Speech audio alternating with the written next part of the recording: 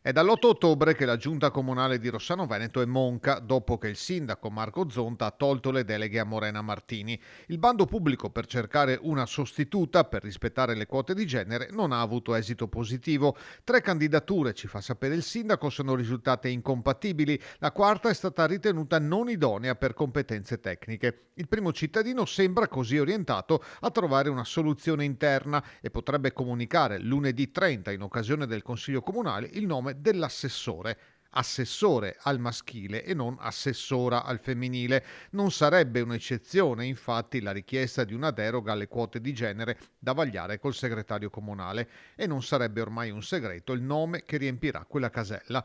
Molti indizi e voci di corridoio porterebbero a Davide Berton, che di Marco Zonta era stato avversario alle elezioni della primavera 2023, ma anche suo collega di giunta nel secondo mandato di Morena Martini, assessore anche dal 2016 al 2018 e prima ancora, a soli 24 anni, consigliere comunale. Berton, esponente territoriale di spicco di Fratelli d'Italia, vicino all'europarlamentare Elena Donazzan e anche consigliere provinciale dal 2021. Se sarà veramente lui lo diranno le carte e le decisioni del sindaco. Rossano è pronta a vivere un altro capitolo della sua agitata storia amministrativa.